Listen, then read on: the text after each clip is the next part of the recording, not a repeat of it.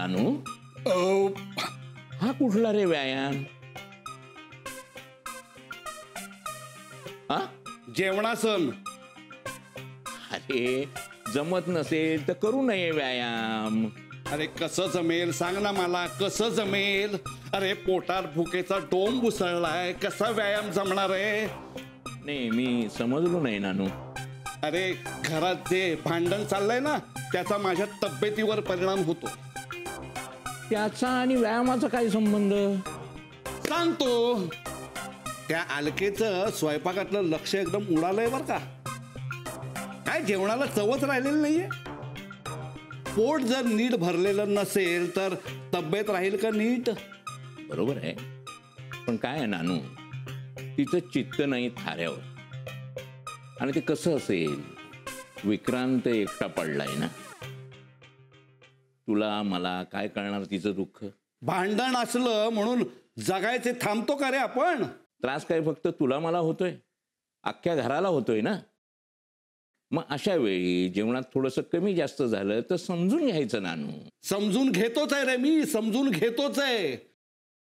म्हणून सगळं पोटात ढकलतच राहतोय ते आळणी जेवण. मूड गेला म्हणून जेवणात तर काही कमी जास्त करत नाही, सगळा स्वयंपाक करून ठेवतात ना. आत्ता सुद्धा सगळा स्वयंपाक टेबलावर तयार असेल. तू जा आणि जेवण वाढून घे. अरे माई जेवले का नाही अजून मला माहिती नाहीये.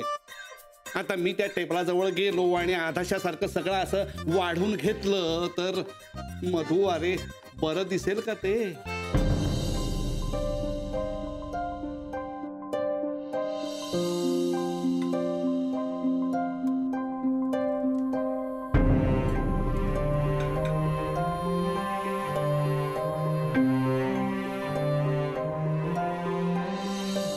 काहीतरीच होऊन बसलंय रे.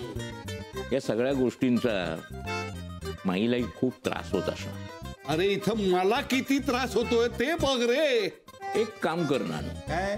बाहेर जा आणि गवतावर अशा फेऱ्या मार. वा गवतावर फेऱ्या मारू? अरे फेऱ्या मारल्यामुळे भूक वाढेल त्याचं काय? एक काम कर, हा राम राम राम राम राम असं म्हणत फेऱ्या मार. छान. हा छान. म्हणजे आत्ताच राम म्हणायला लावतोयस. मधू माझी चेष्टा करू नकोस बर का. हा राहिलं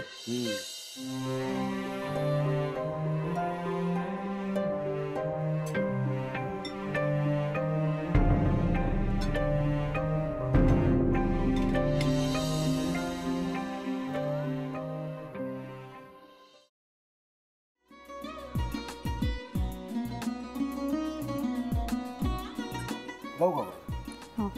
असाच लावू ना.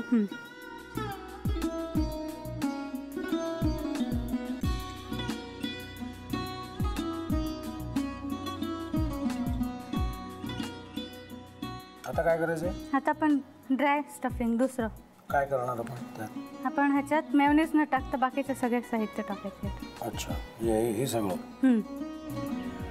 ऋतू माझा तर विश्वासच बसत नाहीये.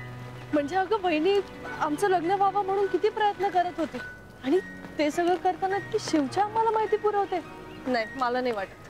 गौरी खूप चांगली असतो म्हणून तुला सगळं जगत चांगलं दिसतं, पण शिव उगाच बोलला असेल का? त्याच्यावर विश्वास नाहीये का तुझा?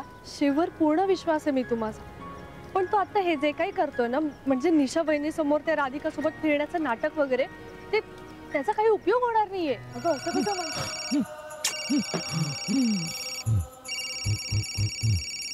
अगं निलिमा, जतीन भाईंचा कॉल आहे. हो माहितीये. रिसीव कर ना. अगं बघ कट झाला. आता तू रिसीव केला नाहीस म्हणून ते मला करतील. अब पुन्हा आला बघ. घे बघू. पण हे एक ना एक दिवस घडणारच होतं.